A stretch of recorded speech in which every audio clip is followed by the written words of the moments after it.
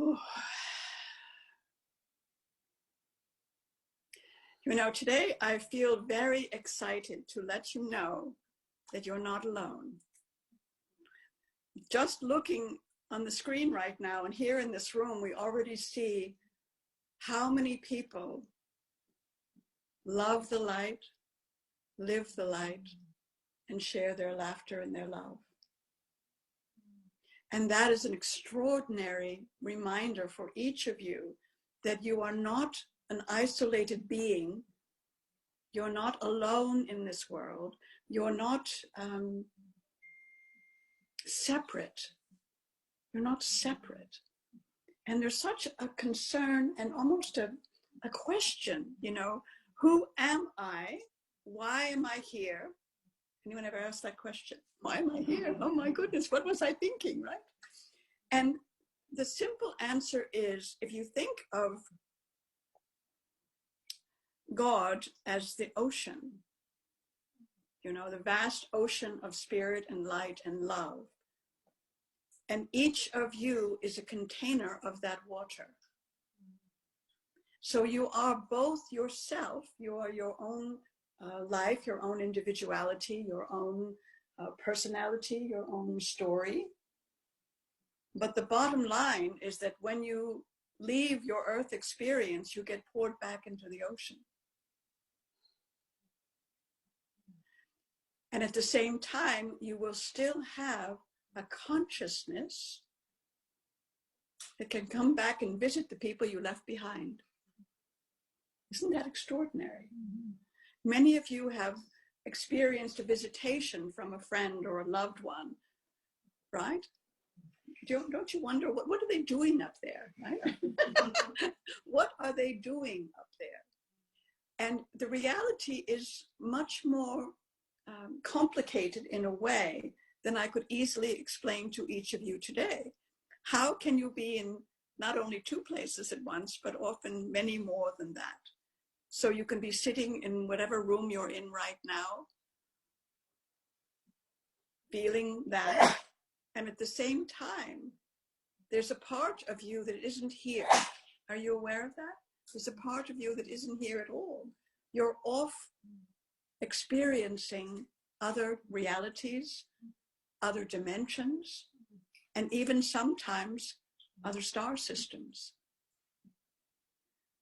So it is a mystery in a way, and yet that is part of the joy of the earth journey, is to realize you are yourself in that life that you're in right now, in your house that you're in the relationships and the friendships that you're in. But that isn't all you are. And so part of why channeling can be helpful is that we bring through the frequency of other dimensions for you to be reminded of what we could call home, sort of the home frequency, right? And that's where you live without a body. That's the simplest way to say it. You live in another dimension, not in the body that you're currently residing in. And that is why you can have both experiences simultaneously. Sometimes when you meditate, sometimes when you're sort of lost in a dreamlike state. So you're both. You're here and you're not here. And so what's the purpose behind that? Have you ever wondered what's the purpose behind having a multi-dimensional life? And again, words are sometimes difficult because I'm trying to tell you something and you're listening in a 3D way to something that's not at all 3D. But the simple answer is you go to the other dimension to draw upon the wisdom, the frequency, and the understanding, and yes, even the power that you have in that dimension, the wisdom and the power that you have when you rejoin the ocean of God, in a simple way to understand it. Haven't you ever woken up one morning and thought, I know something, but how do I know that, right? How do I know that? Where does it come from? Where do inventions and ideas and symphonies come from. They come really, if you think about it, from the mind of God, all the way through the various channels of light into your life, that you might be inspired, that you might have an idea, that you might go forth. Let me give you an example. There was a little skit on CBS Sunday Morning about an 11-year-old girl. Her name is Ruby. And her mother's a nurse who attends to patients in several different nursing homes. And she brings Ruby along. So one day, this 11-year-old got this idea. I'm going to ask people what they wish for. So she had her little notebook. And she was waiting for them to say, you know, Mercedes or money or I want to be 20 again or whatever. And instead they said, oh, I would love to have some grapefruit. I really could use a pair of new shoes. My electric razor doesn't work anymore, and that would be so nice because I cut myself with the other one. And this little 11-year-old girl decided she would grant their wishes. So she started a little GoFundMe to gather the money for these small wishes that these people had made. Some of them wanted Vienna sausage. Some of them wanted, you know, different things. And when she goes with her mother, she brings these things and she has her little wish list, right? And she goes in and says, oh, here's your grapefruit. So what is she delivering? This is the part I want you to understand. She's delivering a grapefruit, yes. But what is she really delivering? Compassion, care, a smile, a sense that that person lying in the bed who maybe hasn't seen a visitor for months matters. She matters. So Ruby, the little 11-year-old Ruby, is channeling God in the way that I'm trying to explain to you. She has an idea as an 11-year-old, but where did it come from? It came from the heart and mind that connects back to who you really are. And, you know, other people might think, well, she's 11 years old, she should be off playing or doing Barbies or something. But if you have a chance to go back on CBS Sunday Morning and look at the episode online, what you'll see is how happy this little girl is to do what God inspired her to do. So that's another face of channeling, right? And she didn't say, oh, I'm too young. I don't have a license for this. I don't have any money, right? She just said, I think I should do this. I think I should do this. And so she is, and she continues. And it's just a lovely, lovely reminder of the next thing I want to talk to you all about, which is power. So I'm sitting in a room with about a dozen people. How many of you feel powerful? Raise your hand.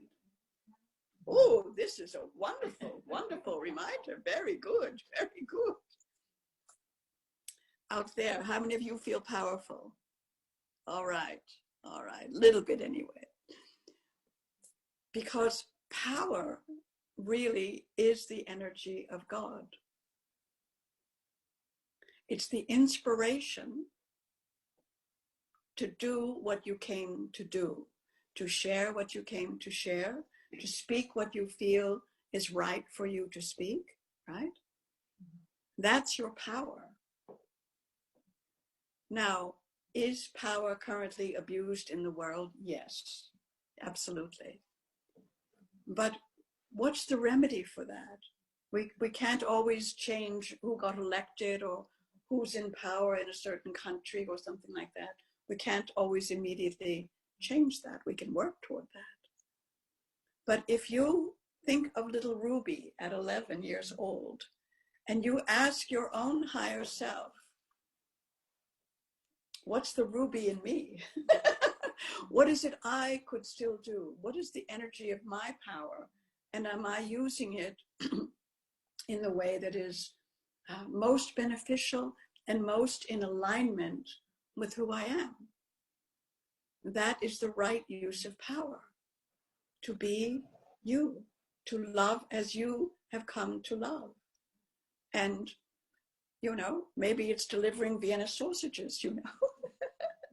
It's not always some dramatic, you know, orphanage in India. You know, it could be, but more often than not, it's a funny reminder that you'll get in the grocery store. So Samara's standing online this morning in Sprouts, you know, with her cart of, oh, probably pretty full, right? And there was a gentleman behind her with just one little tin of muffins, right? So Samara looked at him and said, why don't you go ahead? So of course he did. That was fine. But then the woman who had been right before the gentleman that Samara let go came back to Samara and said, I have a $5 off coupon that I can't use. Would you like it? Sure. You see, and so what starts to happen is you put yourself in this place of delivering love and receiving love in all sorts of interesting ways. And it really isn't difficult if you stay awake. If you stay awake to where am I, what am I about, and what's my job here? And your job is really quite simple, to be the loving person that you came to be. That's pretty much it. So what we want to begin to activate even more than what you perhaps have already been allowing yourself is your power to be you. Wherever you are, whatever you're doing, your power to be you, which includes to be able to smile, to wish someone a good day, to give a hug to someone who's perhaps needing it, to offer appreciation into this world. Because the remedy for the misuse of power is not to go up against it, because now what you have is warfare. That's what you have. I'm right, you're right, bang, bang, boom, boom, all of that. So the remedy is really quite simple. The remedy is to make kindness so contagious that everyone feels their heart open and their smile come back. And when you're doing that, you are empowered and you are empowering others through that focus that you have brought forth. The focus to be you in as loving a way as you feel to do and to be. And I think when you begin to realize that here on our call today, perhaps we have, I don't know, 30 or so people. But just imagine each of you being like little Ruby, right? Giving out whatever your version of Vienna sausages and grapefruit might happen to be, and allowing that to build, so that out of this new nature of power, there's a sense of watching how the miraculous begins to unfold. Now, what do I mean by that? The miracles that Jesus did, or that you've read about, you know, they were extraordinary times and situations. Are you capable of that? Some of you, absolutely. But all of you are capable of what I'll call everyday miracles. Everyday miracles. I really hope you watch that little Ruby on CBS Sunday Morning, because as she walks through that hallway and hugs first this one and then that one, what you are seeing is in the footsteps of Mother Teresa, right? A different population, a different way of being, but joy, recognition, compassion, love, celebration, caring, cherishing. And so is Ruby suffering? You know, is she unhappy that she's not out playing with her friends? I ask you to watch and see, because the answer is quite clear. She's loving it. Because what she's feeling is the power of her love. What she's feeling is the power of her love put into the actions that are within her joy and her scope of being. And all of you have a scope of being. Your community, your friends, your loved ones, who's ever in the grocery store or the post office or wherever you are, that's your scope. You don't have to go to India unless you want to, and that's fine. But imagine a whole society living love and compassion and kindness with a smile, because it brings them joy, not because it's something they were forced to do or had to do or felt obligated to do, but because it was truly their joy to do. And so those of you that gather for these calls, you're already well on your way, because you wouldn't be listening to me if you didn't already understand what I'm saying. But the piece that I want you to really get today is that if you sit in your room bewailing the challenges of the world, bewailing this political person or that, bewailing whoever's not done whatever they were meant to be doing, you're adding to the problem. Notice what happened, notice what disrupts you, what disturbs you, absolutely.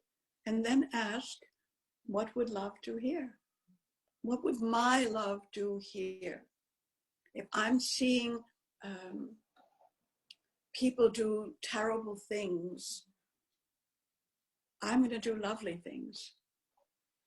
What are they? And that's where you commune with your own self. Ruby found her way, you will find yours.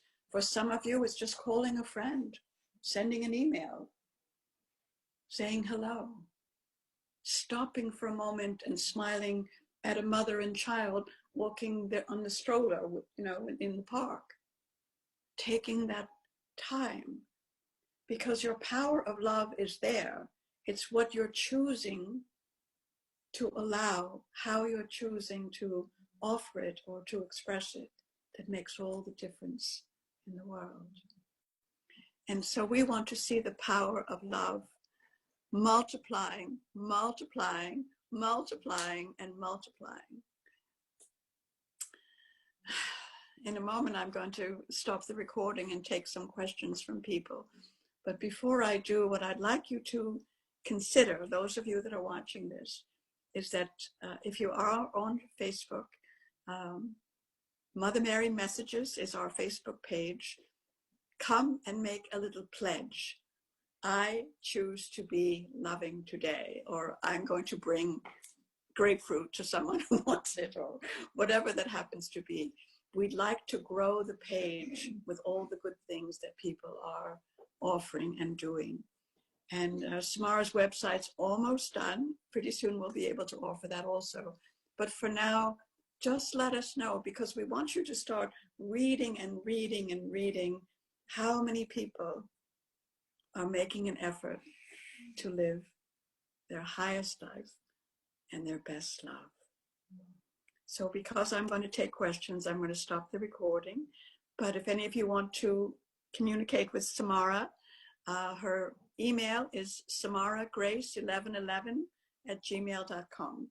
SAMARAHGRACE1111@gmail.com. Have a beautiful month, spread a lot of love, and we'll see you in April. Thank you.